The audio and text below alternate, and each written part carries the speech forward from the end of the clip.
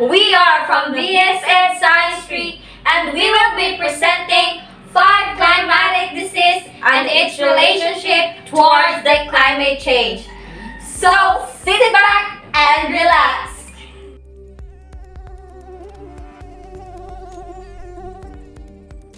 Dengue fever is a type of vector-borne disease which is transmitted by mosquitoes that are infected by the dengue virus.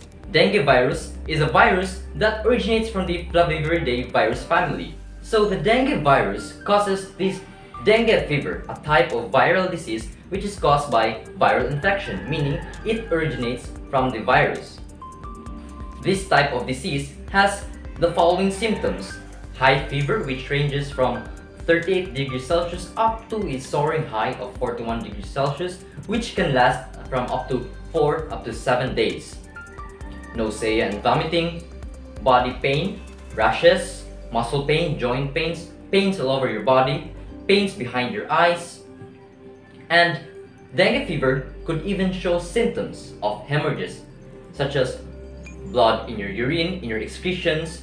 This is due to the reduction of platelets in your blood. So, how is this dengue fever transmitted by these vector-borne illnesses?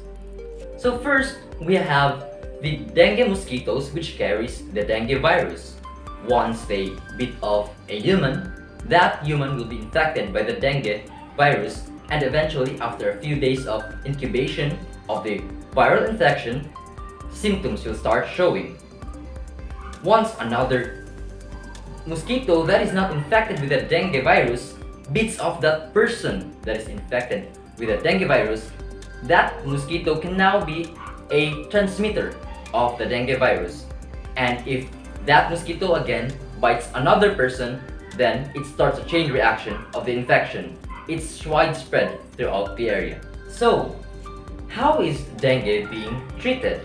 Dengue is a viral infection which is caused by a virus, which means antibiotics won't work against it because it's not a bacteria, it's a virus. So how we can treat dengue? This can be treated through increasing our immune system, boosting our immune system, home remedies, drinking a lot of water supply, because it can help in stabilizing our blood volume. Administration of IV fluids is also helpful in treating dengue fever as it provides more hydration towards our body. Another Philippine folkloric medicine that has been discovered that is proven effective in treating against dengue fever are the tawa-tawa leaves. These leaves are used in herbal medicine to treat dengue because, as according to research, it contains high levels of phenolics which are said to have its anti-dengue treatments. But in the present times, these herbal medicines have now been commercialized and is available throughout the country in different pharmacies all over the country. Tawa-tawa has now its capsules. This can be taken in by the patient with dengue in order to help fasten the treatment process of the dengue infected with the dengue virus. According to data from the World Health Organization, dengue is one of the top 10 global health threats we are facing today. It was observed that there has been an increase of dengue cases all over the globe for the past 50 years. It has been observed that the dengue cases has increased 30-folds for the past 50 years. In relation to climate change, do you think this is just purely a coincidence? Also, in the past 50 years, climate change was observed to be drastically changing our environmental conditions. It changes the distribution of precipitation all over the globe. The seasonal changes, the precipitation schedules have been altered due to climate change. Do you think this has some sort of relationship towards the increase of dengue cases? Of course, there is. One of the real impacts of climate change is the irregular patterns and distribution of precipitation all over the globe, especially in the tropical and subtropical countries such as the Philippines. Just for example, here in the Philippines, due to climate change, it has been observed that there have been disruptions in the normal schedules of seasonal changes. Even though it has been a too dry season, a hot season, there has been heavy precipitations been observed. This paves for the right conditions for the propagation of dengue viruses. Stagnated water, which are contained in different containers, for example, in the wheels, in the cans, or even in different containers that are situated all around our homes or respective homes, this can pave the right conditions for the propagation and breeding grounds for mosquitoes which carries the deadly dengue virus. Statistical data from the World Health Organization showed that the worsening process of the climate change has a directly proportional relationship towards the occurrence of dengue fever, which means that as climate change worsens in our environment, the number of dengue fever cases all over the globe has also increased for the past 50 years. That's why, as citizens of the globe, we should take a proactive response towards these challenges in helping lessening the worsening process of climate change so as to help aid our health concerns, especially in the occurrence of dengue fever, so that it would also eventually decrease its occurrence in the process.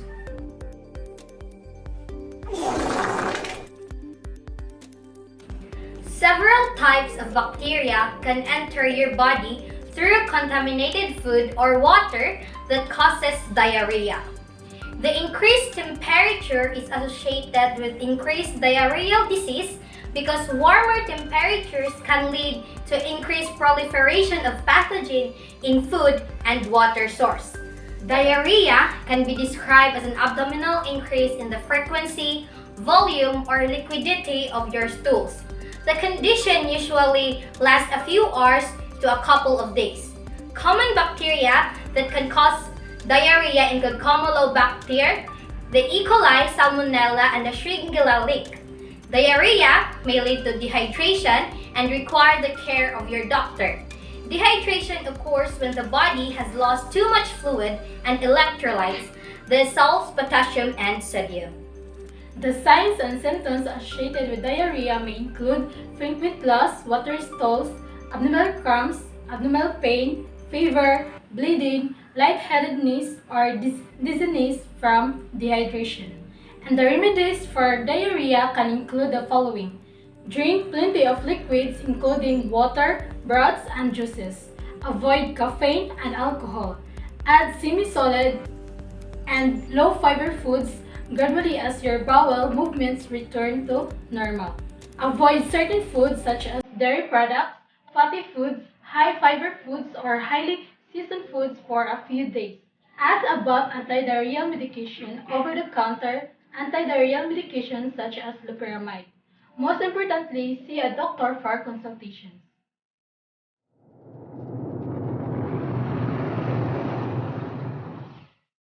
Heat stroke. Heat stroke is the most serious heat-related illness. It occurs when the body can no longer control its temperature. The body temperature rises rapidly, the sweating mechanism fails, and the body is unable to cool down. When heat stroke occurs, the body temperature can rise to 106 Fahrenheit or higher than 10 to 15 minutes. Due to these extreme heat events, it can trigger a variety of health stress conditions, such as heat stroke. Exposure to heat and exercise stresses independently promote the translocation of lipopolysaccharides from gram-negative bacteria in the gut to blood in the circulatory system. Symptoms of heat strokes are very high body temperature and seizure. To treat the person, a bath of cold or ice water has been proved to be the most effective way of quickly lowering your core body temperature. The quicker you can receive cold water immersion, the less risk of death and the organ damage.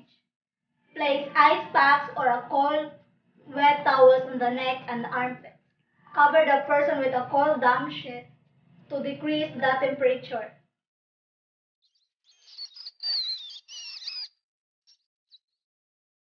Floods are one of the living ground of variety of bacteria.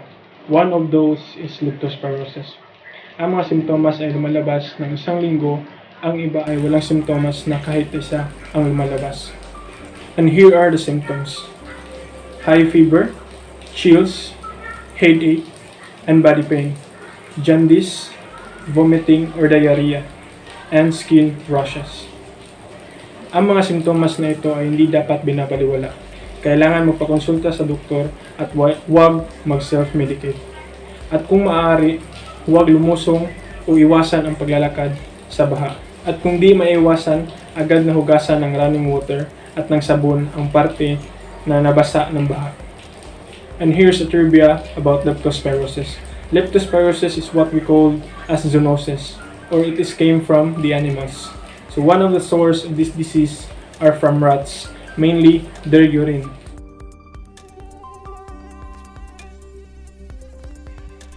Malaria is a serious and sometimes fatal disease caused by a parasite that commonly infects a certain type of mosquito which feeds on humans.